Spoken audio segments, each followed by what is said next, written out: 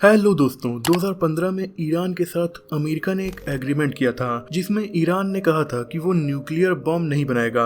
बदले में अमेरिका उस पर लगे सैंक्शंस को हटा देगा और वो आसानी से बिजनेस करके अपनी इकोनॉमी को सुधार पाएगा। लेकिन ईरान ने अगर इस डील को तोड़ने की कोशिश की तो उसे इंटरनेशनल कम्युनिटी से मिलिट्री एक्शन का भी सामना करना पड़ सकता है। इस एग्रीमेंट का नाम था joint comprehensive plan of action यानी JCPOA और 2018 में ट्रम्प सरकार ने इस डील से विड्रॉ कर लिया। ट्रम्प ने कहा कि अमेरिका के इतिहास का ये अब तक का सबसे बकवास और एक तरफा एग्रीमेंट था, क्योंकि ट्रम्प के मुताबिक इस डील के बाद भी ईरान न्यूक्लियर बॉम्ब तो नहीं बना रहा था, पर उसे मिसाइल्स और दूसरे हथियार जो न्यूक्लियर वेपन्स को ले जा सकें उसे बनाने के लिए नहीं रोका गया था। और इसीलिए ईरान ने ऐसी मिसाइल्स भी टेस्ट कर ली जो 2000 किलोमीटर की दूरी तक न्यूक्लियर हथियार लेकर जा सकती हैं। हालांकि उनके पास न्यूक्लियर वेपन नहीं मौजूद था। यानी अगर आगे चलकर ईरान कभी न्यूक्लियर वेपन बना लेता तो उसे उसका यूज करने में प्रॉब्लम ना आती। पर दोस्तों, ईरान को न्यूक्लियर वेपन बनाने की जरूरत इतनी क्यों महसूस हुई कि वो बहुत सारे सैंक्शंस के बाद भी अपने इरादे बदलने की कोशिश नहीं कर रहा और अपनी इकोनॉमी को भी नुकसान पहुंचा रहा है। दरअसल इरानियन रिवॉल्यूशन जब से हुआ है तब से ही अमेरिका ने और बहुत सी वेस्टर्न कंट्रीज ने ईरान पर बहुत सारे प्रतिबंध लगा रखे हैं। यानी ईरान वेस्टर्न कंट्रीज को अपने लिए बड़ा खतरा मानता है, इसीलिए ईरान को इन देशों से जंग का खतरा भी महसूस होता रहता है। अब दोस्तों, ईरान के पड़ोस में देश था इराक, जो सद्दाम हुसैन के टाइम दुनिया के सबसे ताकतवर देशों में से एक था। लेकिन फिर भी अमेरिका और उसके अलाइड नेशन ने जब इराक पर हमला किया तो महज एक हफ्ते में ही न सिर्फ उसे हरा दिया बल्कि बर्बाद भी कर दिया। तब से ही ईरान को ये रियलाइज हुआ कि उनके पास न्यूक्लियर वेपन होना बहुत ज्यादा जरूरी है। जब उनके पास न्यूक्लियर हथियार होगा तो किसी भी देश की हिम्मत नहीं पड़ेगी कि उन पर अटैक कर सके। और ईरानियन रिवॉल्यूशन के बाद से जो इस्लामिक रिपब्लिक ऑफ ईरान बना है वो इसकी वजह से हमेशा सेफ रहेगा।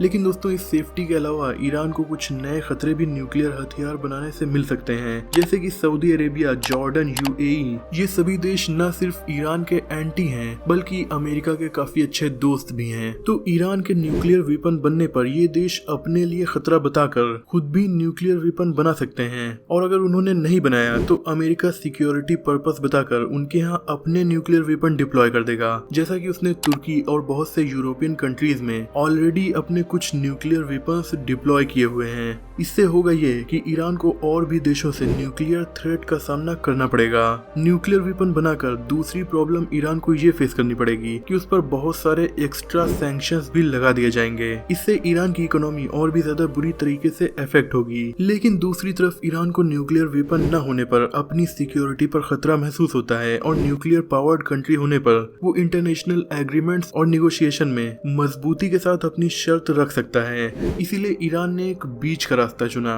उसने न्यूक्लियर वेपन नहीं बनाया बल्कि न्यूक्लियर वेपन बनाने में लगने वाले सभी रिसोर्सेज को अपने पास इकट्ठा कर लिया। जैसे कि न्यूक्लियर वेपन बनाने में यूरेनियम की जरूरत पड़ती है, लेकिन सैंक्शंस की वजह से ईरान दूसरे देशों से यूरेनियम नहीं खरीद सकता था। पर ईरान को अपने ही देश में यूरेनियम की माइन मिल गई, जिनमें सबसे मेन है ईरान की सघंद माइन, जहाँ से हर साल वो लगभग 1,32,000 टन यूरेनियम निकाल सकते हैं। इसीलिए USA का कहना है कि ईरान जब चाहे तब 12 दिन में ही न्यूक्लियर वेपन बना सकता है। अब ईरान का प्लान यह है कि अगर वार की सिचुएशन आ जाती है तो वो अपने रिसोर्सेज का यूज करके चंद दिनों में ही न्यूक्लियर वेपन बना सकता है। इसका मतलब ये है कि ईरान को न्यूक्लियर पावर्ड कंट्री नहीं माना जाता और इसीलिए उसे दुश्मन देशों के विरोध का सामना भी नहीं करना पड़ता है। लेकिन जरूरत पड़ने पर वो चंद दिनों में इस खतरनाक हथियार को डेवलप कर सकता है। वहीं दोस्तों, इस टेक्नोलॉजी को और ज्यादा इम्प्रूव करने के लिए ईरान रशिया की हेल्प भी ले रहा है। बदले में वो रशिया को यूक्रेन वार में बहुत सारे वेपन्स काफी सस्ते में सप्लाई करता है। अब दोस्तों, इसी को रोकने के लिए यूनाइटेड स्टेट्स ऑफ अमेरिका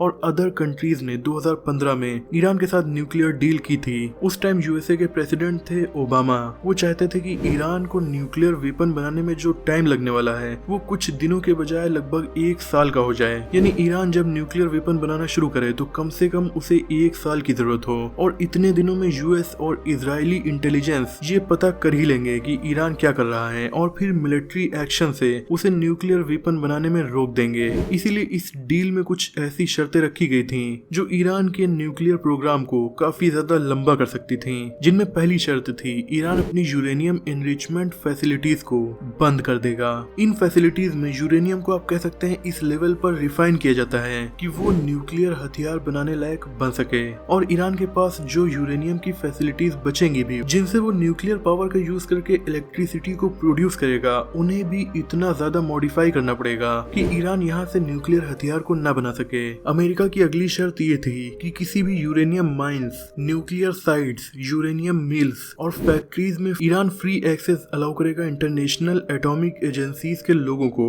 यानी कोई भी विदेशी न्यूक्लियर एजेंसी आकर इन लैब्स को कभी भी चेक कर सकती है और देख सकती है यहाँ पर न्यूक्लियर वेपन बनाने का काम तो नहीं हो रहा। ईरान इन सभी शर्तों पर एग्री हो गया था, लेकिन अगले कुछ सालों के बाद डोनाल्ड ट्रंप ने ये डील ही खत्म कर दी और अब ईरान फिर न्यूक्लियर वेपन बनाने के बेहद करीब पहुंच चुका है। अमेरिका के मुताबिक वो जब चाहे तब 12 दिन में बना सकता है। तो दोस्तों आज की वीडियो में इतना ही। मुझे उम्मीद है कि इस वीडियो से आपकी नॉलेज बढ़ी होगी। वीडियो पसंद आई हो तो इसे लाइक और शेयर कीजिए। ऐसे इंटरेस्टिंग टॉपिक्स पर नॉलेजफुल वीडियोस देखने के लिए हमारे चैनल को सब्सक्राइब करके बेल आइकन को प्रेस कर दीजिए। मिलते हैं अगली वीडियो में, तब तक के लिए अपना और अपनों का ख्याल रखिए।